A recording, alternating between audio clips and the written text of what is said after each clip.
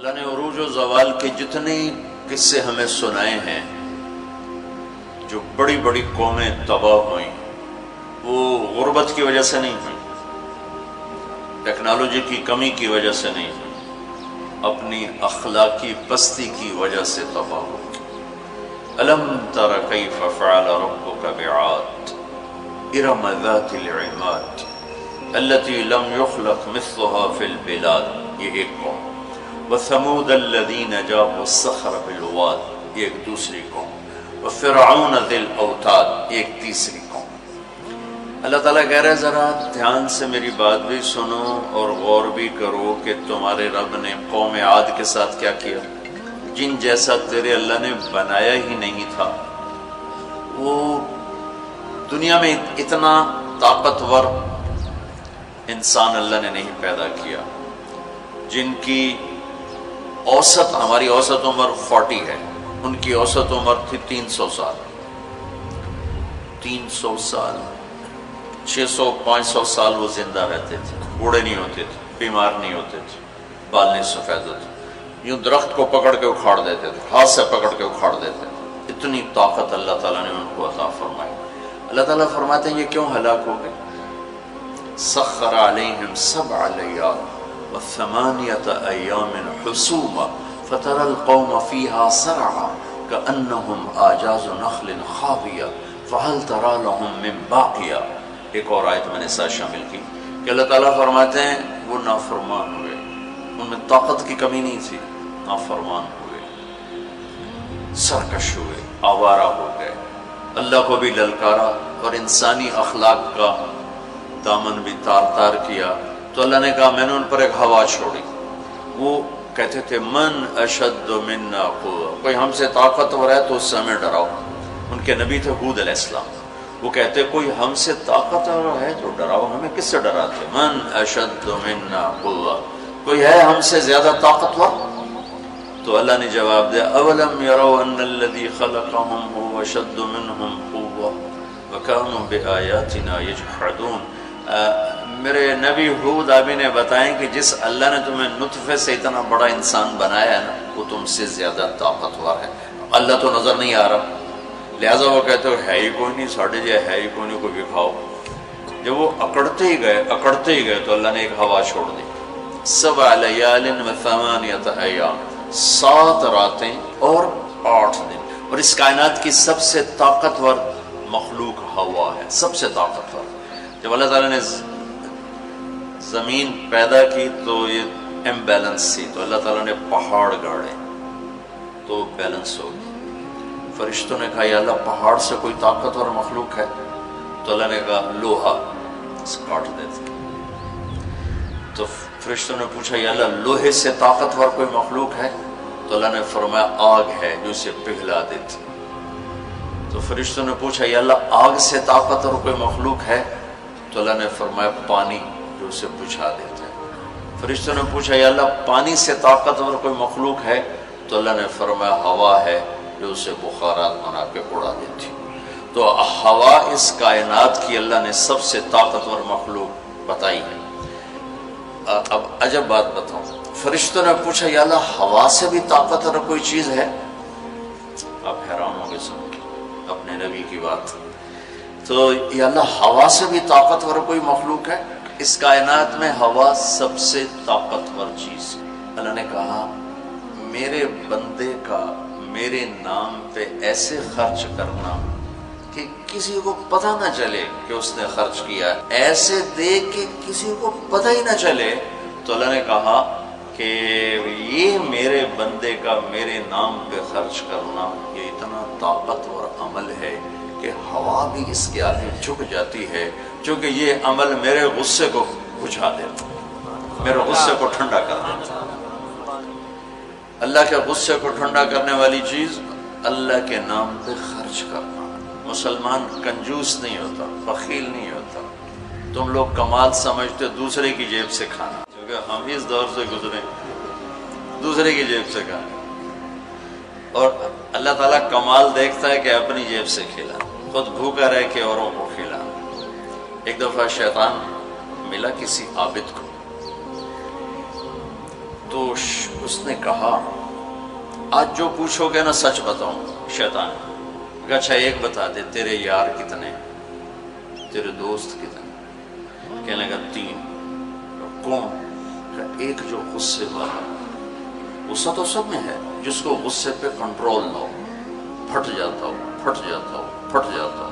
غصہ سب کو آتا ہے, کھوتے نو غصہ آ جاتا ہے انسان تو انسان. غصہ آنا نیچرل ہے, نہ آئے تو پریشانی کی بات ہے. غصے کو پینا نہیں, برداشت نہ کرنا, اس سے معاشرہ ٹوٹتا ہے. تو اس نے کہا غصے والا بڑا اچھا میرا یار ہے پکا.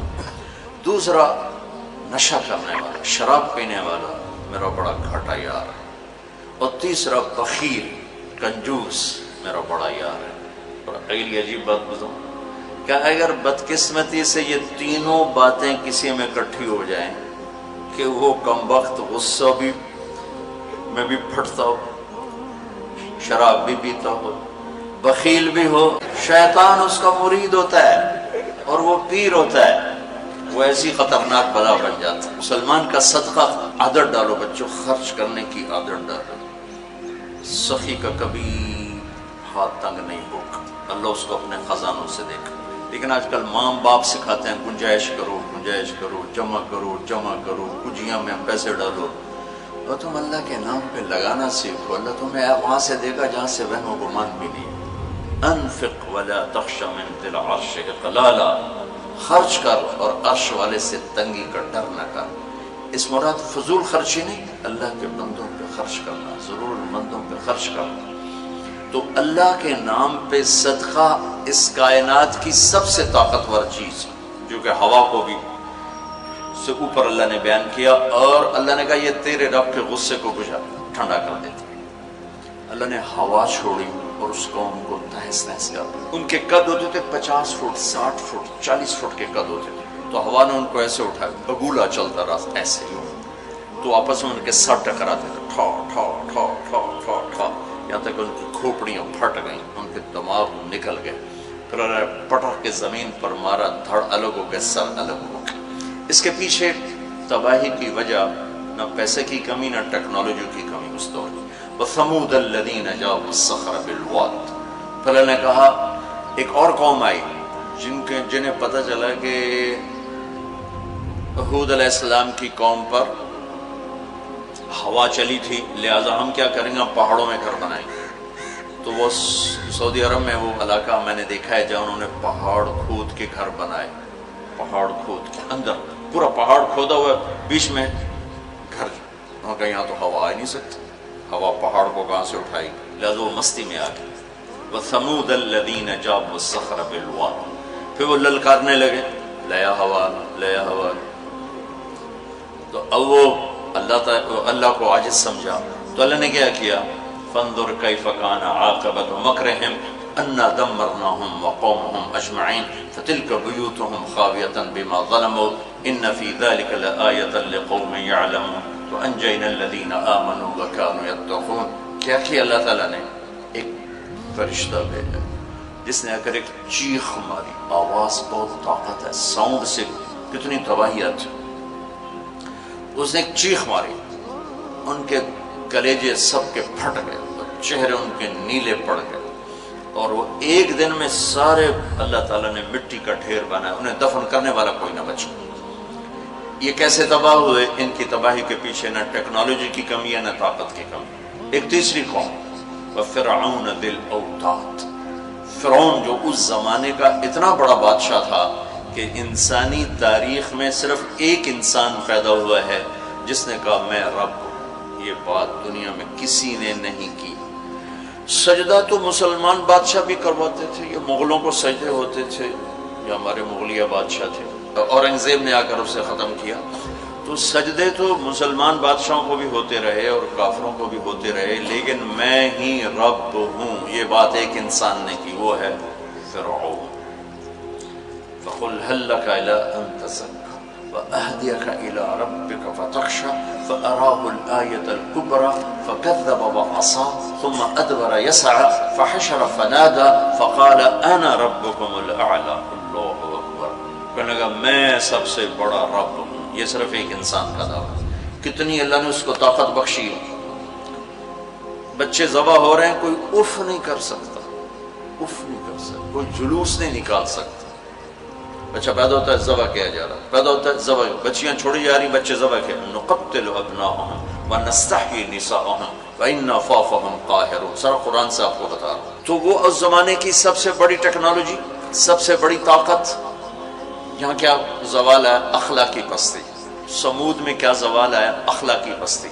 عاد میں کیا زوال ہے؟ اخلاقی پستی۔ کسی قوم کا سب سے بڑا سرمایہ اس کے اخلاق ہوتے ہیں۔ ٹیکنالوجی ثانوی چیز ہے، سونے چاندی کی کانیں، تیل کے خزانے، یہ دوسرے نمبر کی چیز ہے۔ سب سے پہلا سرمایہ وہ آپ میری جو نسل ہو، وہ آپ کے عالی اخلاق، آپ کا اچھا کردار، آپ کی حیا والی زندگی، آپ کی کردار والی زندگی، یہ میرے ملک کا سب سے بڑا سرمایہ ہے۔ اگر میری نسل کے اخلاق بگڑ گئے، حیا کی چادر تار تار ہو گئی اور ناچ گانا زندگی میں داخل ہو گیا اور وہ ثقافت بن گئی، تہذیب بن گئی، تو اس قوم کے ہلاک ہونے کو کوئی نہیں بچا سکتا کہ آسمان والے کا فیصلہ اترتا ہے۔ جب آسمان والا فیصلہ کرتا ہے تو زمین کی ٹیکنالوجی اسے بچا نہیں سکتی۔ فرعون نے بھی کہا قومن فاتنا بما تعدنا ان كنت من الصادقین، نوح علیہ السلام کی قوم نے کہا نوح علیہ السلام سے، لاؤ کدھر ہے تیرے رب کا عذاب، فاتنا لے کے آؤ، کدھر ہے تیرے رب کا عذاب، انما یاتیکم بہ اللہ ان شاء وما انتم بمعجزین، اللہ جب لائے گا تو پھر تم کچھ کر نہیں سکو گے۔ ایک تندور سے پانی نکالا اور ساری نسل کو اللہ نے پانی میں بہا دیا، ساری نسل۔ تو میں آپ کے سامنے اپنی بات کو مدلل کر رہا ہوں قرآن پاک سے کہ قوموں کے زوال اور عروج کا تعلق ٹیکنالوجی سے تھوڑا ہے اور اخلاقیات سے زیادہ ہے۔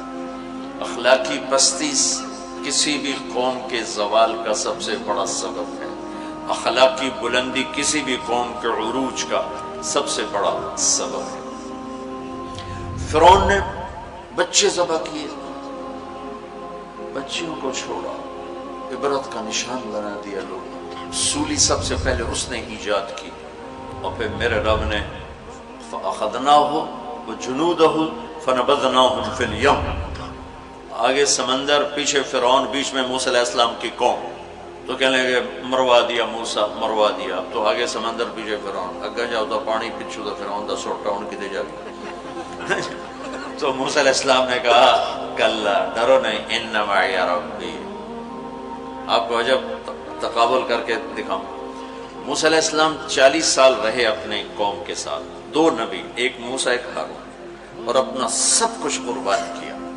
جب آگے سمندر دیکھا، پیچھے فرعون دیکھا، تو انہیں نہ موسیٰ یاد رہے نہ ہارون یاد رہے، انہیں اپنے پڑ گئے، انا لمدرکون، موسیٰ مروا دیتا ہی سن، یا آپ ہمارے رسول ہیں، آپ ہمارے نبی، آپ کا کیا بنے گا، کوئی فکر نہیں، ہارون کا کیا، سانو اپنی پہ گئے، ان مروا دیا تو انہیں موسیٰ، تو انہوں نے کہا کلا ان معی ربی سیہدین، ہرگز نہیں، میرا اللہ میرے ساتھ ہے، مجھے راستہ دکھائے گا۔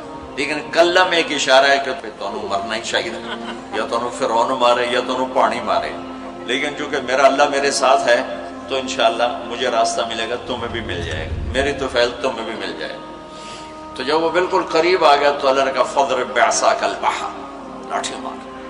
لاٹھی اللہ نے فرعون کے لشکر پہ نہیں مروائی، عجیب بات، کہ پانی پہ لاٹھی مار، بالکل عقل کے خلاف، پانی پہ لاٹھی مار۔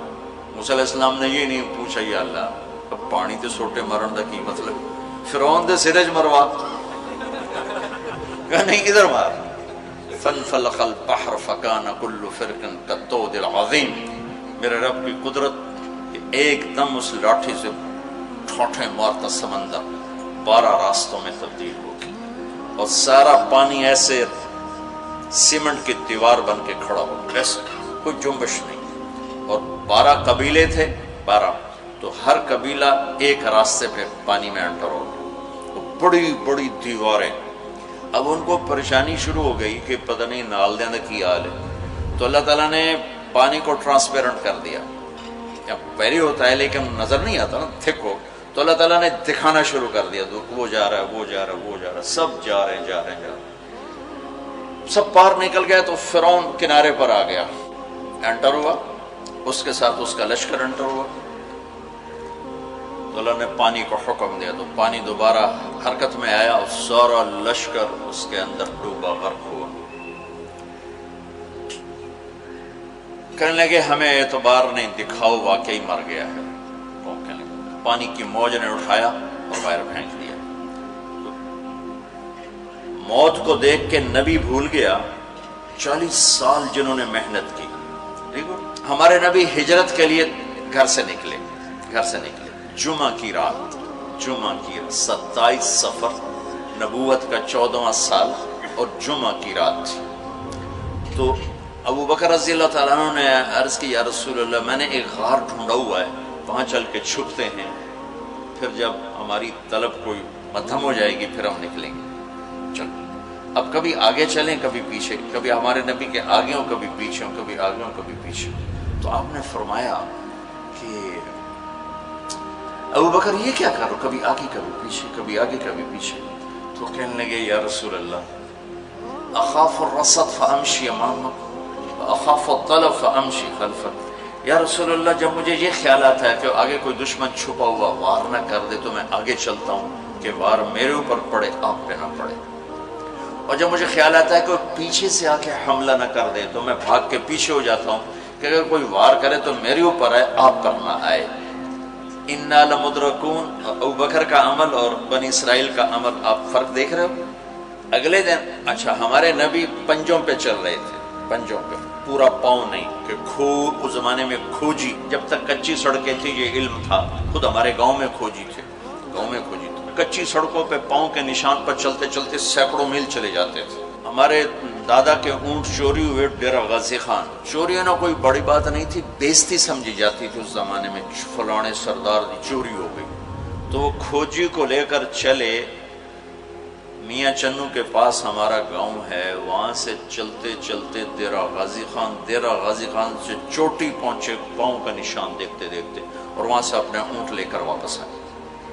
تو میرے نبی پنجوں پر چل رہے تھے کہ قدم کا نشان نہ پڑے، لہذا جب آپ پہاڑ کے قریب پہنچے، یوں سیدھا پہاڑ ہے بالکل غار ثور ایسے، جب آپ چڑھنے لگے تو انگلیاں اتنی درد کرنے لگیں کہ آپ سے چڑھا نہیں گیا۔ تو ابو بکر رضی اللہ تعالیٰ عنہ نے آپ کو کمر پہ بٹھایا اور کمر پہ بٹھا کے اس پہاڑ کو اوپر لے کر کے، کبھی اللہ آپ کو لے جائے تو آپ دیکھنا کتنا وہ اوکھا پہاڑ ہے جس پر ابو بکر اوپر لے کر گئے۔ پھر آپ کو باہر بٹھایا، کہا آپ باہر بیٹھیں، خود اندر تشریف لے گئے۔ اندھیرا تھا تو ٹٹول کے سوراخ بند کرنے شروع کیے، روڑے پتھر اس سے۔ اب سوراخ باقی تھے اور روڑے ختم ہو گئے، تو اپنی پگڑی اتاری اور اس کو پھاڑ کے سوراخ بند کیے۔ پھر بھی سوراخ باقی تھے تو کرتا اتارا اور اس کو پھاڑ کے سوراخ بند کیے۔ پھر ایک سوراخ باقی رہ گیا، وہ جس میں سانپ تھا، اس کے اوپر اپنی ایڑی کو رکھ دیا۔ پھر عرض کی یا رسول اللہ آپ تشریف لائیں۔ آپ کو اندھیرے میں پتہ نہیں چلا کہ ابو بکر کے نہ پگڑی ہے اور نہ کرتا ہے۔ جب تھوڑی روشنی ہوئی، صبح صادق ہوئی، روشنی ہوئی تو دیکھا ابو بکر کے نہ کرتا نہ پگڑی۔ تو آپ نے کہا ابو بکر تیرا کرتا تیری پگڑی؟ کہ یا رسول اللہ آپ یہ دیکھ رہے ہیں سارے سوراخ تھے، مجھے خیال ہوا کوئی چیز آپ کو تکلیف نہ پہنچائے تو میں نے یہ سارے بند کر دیے۔ تو اس پر ایک دم میرے نبی کی آنکھیں بھر آئیں اور اب بے ساختہ روئے اور ہاتھ اٹھا کر رکھا، یا اللہ میں ابو بکر سے راضی ہوں، تو بھی اس سے راضی ہو جا اور اسے جنت میں میرا ساتھی بنا تھا۔ تو فوراً جبریل آئے اور عرض کی یا رسول اللہ تعالیٰ فرما رہے ہیں کہ ہم ابو بکر سے راضی ہیں اور جنت میں آپ کا ساتھی بنانے کی بشارت دیتے ہیں۔ بنو اسرائیل کہہ رہے ہیں مروا دیا، اور ابو بکر کیا کر رہے ہیں میں آپ کو تقابل کر کے بتا رہا ہوں۔ پھر اگلے دن قریش کا کھوجی صرف انگلیوں کو پہچانتا غار ثور کی طرف چل پڑا۔ جب وہ چلے تو میرے رب کا غیبی نظام حرکت میں آیا۔ اللہ نے ایک بیل اگائی، وہ کافی کھلی جگہ ہے، بیل اگائی، بیل، اس کے شاخوں کے اندر اللہ نے مکڑیوں کو حکم دیا، انہوں نے جالا بنا دیا۔ ایک کبوتری نے آ کے انڈے دے دیے، کھوجی ٹھیک دروازے پہ لے کے آ گیا، کا پاؤں کا نشان یہاں تک۔ تو اب ابو بکر کے دل پہ کیا گزر رہی تھی وہ قرآن بتاتا ہے۔ بنو اسرائیل کے دل پہ کیا گزری قرآن نے کہا، انہیں اپنی پڑ گئی، اپنے نبی کی بھول گئی۔ لیکن جب یہاں دشمن سر پہ پہنچا ہے تو ابو بکر کے دل پر کیا گزری اس کو قرآن بتاتا ہے، اذ یقول لصاحبہ لا تحزن ان اللہ معنا، جب ہمارے نبی نے اپنے ساتھی ابو بکر سے کہا غم نہ کر اللہ ہمارے ساتھ ہے، غم نہ کر اللہ ہمارے ساتھ ہے۔ یہ غم کا لفظ ہے، خوف کا لفظ نہیں کہ ڈر نہیں، اللہ ہمارے ساتھ ہے۔ اگر قرآن کہتا لا تخف، ڈرو نہیں، اللہ ہمارے ساتھ ہے، تو ڈرو نہیں کا لفظ بتلاتا کہ ابو بکر کو اپنی پڑ گئی، یار میرا کی بڑھنا ہے۔ قرآن کہتا ہے غم نہ کر، ابو بکر کو اپنی ذات بھول گئی، اپنے نبی کا غم لگ گیا کہ یا اللہ میرے نبی کا کیا بنے گا، یا اللہ میرے نبی کا کیا بنے گا۔ تو اللہ تعالیٰ نے فرمایا اس ابو بکر کے سینے کو سامنے رکھ کر کہ اپنے حبیب کی زبان سے کہلوایا غم نہ کر اللہ ہمارے ساتھ ہے، اللہ ہمارے ساتھ ہے۔ پھر دونوں امتوں کا فرق بتانے لگا۔ بنو اسرائیل نے سمندر پار کیا، فرعون کو غرق ہوتے دیکھا، اور ایک نبی آگے ایک پیچھے، دو رسولوں کے درمیان جا رہے ہیں، اور آگے ایک بستی میں دیکھا فمروا علی قوم یعکفون علی اصنام لہم، وہ ایک بتوں کی پوجا کر رہے تھے۔ اتنے ماٹھے تھے عقل کے بنو اسرائیل کہ پتھر کی پوجا ہو رہی، 40 سال نبی کی صحبت ہے، بڑے بڑے معجزے دیکھے، اور ابھی پانی پاؤں پہ لگا ہوا ہے، سمندر کو پھٹتے دیکھا، فرعون کو ڈوبتے دیکھا۔ موسیٰ علیہ السلام سے کہنے لگے اجعل لنا الہا کما لہم آلیہ، موسیٰ علیہ السلام جی ہماری ایک درخواست۔ کہنے لگے کیا ایو جے ہے خدا سانو ہی لے دے، ایسے میں انہوں متھر ٹیکی۔ اتنی چھوٹی عقل کے تھے کہ ایک لے دے ہمیں، انہوں نے کہا توڑے جا بے عقل میں دنیا جو ایک ہی کوئی، انکم قوم تجہلون۔ ہمارے نبی دنیا سے تشریف لے گئے، فوت ہوئے 12 ربیع الاول 7 جون 633 عیسوی 11 ہجری، پیر کا یہی تقریباً یہی ٹائم ہے، اس سے تھوڑا سا آگے، زور سے پہلے۔ اب دنیا سے تشریف لے گئے، انتقال فرما گئے۔ صحابہ پہ عجیب و غریب کیفیت طاری ہوگی۔ عمر رضی اللہ عنہ نے تلوار نکال لی، جو کہے گا اللہ کا نبی فوت ہو گیا قتل کر دوں گا، وہ فوت نہیں ہوئے، اللہ کے پاس گئے، واپس آئیں گے۔ ابوبکر صدیق کو پتہ چلا، وہ عوالی ایک محلہ ہے، وہاں گئے ہوئے تھے اپنی بیگم کے پاس، وہاں سے دوڑتے ہوئے آئے، تھوڑے سے چھلانگ لگائی، گھر میں داخل ہوئے، اپنی بیٹی کے حضرت عائشہ کے گھر میں آپ کا انتقال ہوا، آپ کے چہرے سے کپڑا ہٹایا، ماتھا چوما، آنسو گرے، اور کہا طبت حیا و میتا، میرے محبوب آپ دونوں حالتوں میں پاک پاکیزہ خوشبودار ہیں، دنیا سے جانے کے بعد بھی اور دنیا میں رہتے ہوئے بھی۔ پھر تشریف لائے تو عمر کی آواز گرجدار، کوئی نہ کہے میرے نبی فوت ہو گئے۔ ممبر پر آ کر کھڑے ہوئے کہا عمر بیٹھ جاؤ۔ عمر کہنے لگا میں نہیں بیٹھتا۔ تو کہنے لگے ایھا الناس من کان یعبد محمدا فإن محمدا قد مات، جو لوگ محمد کی پوجا کرتے تھے تو سنو آج ان کو اللہ نے اٹھا لیا ہے۔ ومن کان یعبد اللہ فإن اللہ حی لا یموت، اور جو اللہ کی پوجا کرنے والے ہیں وہ سن لیں کہ اللہ موت سے پاک، زندہ، قائم دائم، حی قیوم، موجود ہے۔ اور پھر آپ نے یہ آیت پڑھی انک میت وانہم میتون، میرے حبیب آپ نے بھی موت کا ذائقہ چکھنا ہے، وہ سب نے موت کا پیالہ پینا ہے۔ اور یہ آیت پڑھی وما محمد الا رسول قد خلت من قبلہ الرسل افإن مات او قتل انقلبتم علی اعقابکم، میرے نبی بھی تو رسول ہیں جیسے اور رسول ہیں، ان کو بھی تو موت نے آنا ہے، تو تم میرا راستہ چھوڑ دو گے، میرا دین چھوڑ دو گے۔ تو عمر رضی اللہ تعالیٰ عنہ فرماتے ہیں میری ٹانگوں سے جان نکل گئی، چونکہ مجھے پتہ چل گیا کہ آپ فوت ہو گئے ہیں، تو میں یوں نیچے گرا، سیدھا ایسے اسٹریٹ نیچے گرا کہ مجھے یوں لگا جیسے یہ قرآن آج اترا ہے، جیسے یہ قرآن آج اترا ہے۔ تو ابوبکر صدیق رضی اللہ تعالیٰ عنہ صحابہ کا ایمان اور بنو اسرائیل کا ایمان اب تقابل، دو نبیوں کی موجودگی میں اتنے بڑے معجزے دیکھ کر ایک پتھر کا بت دے ہم بھی اس کو سجدہ کریں، اور یہاں میرے نبی دنیا سے جا چکے ہیں، اور ابو بکر صدیق اعلان کرتے ہیں کہ اللہ زندہ ہے، موت سے پاک ہے، اور میرے نبی کو اللہ نے بلا لیا جیسے ہر نبی کو بلایا، میرے نبی کو بھی بلا لیا ہے۔ پہلی امتوں کو 2 نمازیں، ہمیں 5۔ پہلی امتوں کی مسجد کوئی نہیں، ہماری مسجد۔ پہلی امتوں کی اذان کوئی نہیں، ہمیں اذان دی۔ اور اذان اتنا بڑا عمل بنا دیا میرے نبی نے کہ آپ نے فرمایا کہ اذان دینے والا قیامت کے دن سب سے اونچے مقام پر کھڑا ہوگا۔ حضرت علی فرمایا کرتے تھے کاش میں اللہ کے نبی سے حسن حسین کے لیے مسجد نبوی کی اذان مانگ لیتا، یہ حضرت علی فرمایا کرتے تھے۔ اور جنگ قادسیہ میں مؤذن زخمی ہو گیا تو اذان دینے کے شوق میں سردار آپس میں الجھ گئے، کہتا میں دوں گا، کہتا میں دوں گا، پھر قرہ اندازی ہوئی جس کا نام نکلا اس نے اذان دی۔ حضرت عمر فرمایا کرتے تھے اگر میں امیر المومنین نہ ہوتا، اگر میں خلیفہ وقت نہ ہوتا تو میں مسجد نبوی کا مؤذن بننا پسند کرتا۔ کسی کو اذان نہیں ملی، ہمیں اذان۔ پہلا مؤذن بلال بنا، پہلے مؤذن اللہ نے بلال کو یہ عزت عطا فرمائی۔ دنیا میں یہ ہے اور آخرت میں یہ ہے کہ میرے نبی نے فرمایا کہ جب جنت میں جانے کا وقت آئے گا تو جنت کی میرے لیے سواری لائی جائے گی، میں اس سواری پہ بیٹھوں گا تو اس کی جو وہ رسی ہوگی وہ ایسے نیچے گر جائے گی، نیچے گرے گی۔ اس رسی کے یعنی اس کی جو لگام ہوتی ہے وہ نیچے گرنے کا مطلب ہے یہ ایسے نیچے گر گئی۔ اب نیچے گرنے کا مطلب ہے کہ اس کی ڈرائیونگ میرے نبی نے نہیں کرنی، کوئی آنے والا ہے، کوئی ڈرائیور آنے والا ہے جو رسی پکڑ کے چلے گا، کوئی کوچوان آنے والا ہے جو اس کو پکڑ کے چلے گا۔ رسی کا گرنا ایک انڈیکیشن ہے کہ کوئی نصیب والا اب آئے گا۔ جب آپ کی سواری کھڑی ہوگی، رسی نیچے ہے، تو اب سب کی گردنیں ایسے ہوں گی، کون، سب قیاس کر دیں کون کون کون۔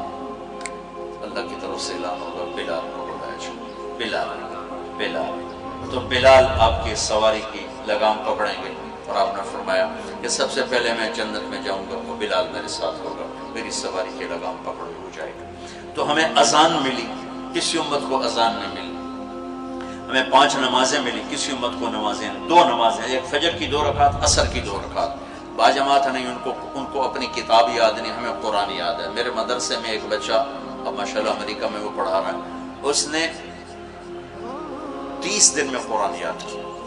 صبح یاد کرتا تھا، شام کو تراویح میں سناتا تھا۔ میرے مدرسے کا بچہ صبح بیٹھ کے مغرب تک پورا سپارہ یاد کر کے اور عشاء کو تراویح میں سنا دیتا تھا۔ اللہ نے میں ایسا قرآن دے دیا کہ 1 مہینے میں بھی یاد ہو جاتا ہے۔ 3 دن میں بھی ایک بزرگ نے یاد کیا، 3 دن میں قرآن یاد کیا۔ اللہ نے ہمیں قرآن کی دولت عطا فرمائی، پڑھنے کے لیے 5 نمازیں عطا فرمائی، تہجد کی نماز عطا فرمائی، اوابین کی نماز دی، اشراق کی نماز دی، چاشت کی نماز دی۔ نماز کے کتنے دروازے کھول دی۔ اور میرے نبی کی آخری نصیحت تھی میری امت نماز نہ چھوڑنا، نماز نہ چھوڑنا۔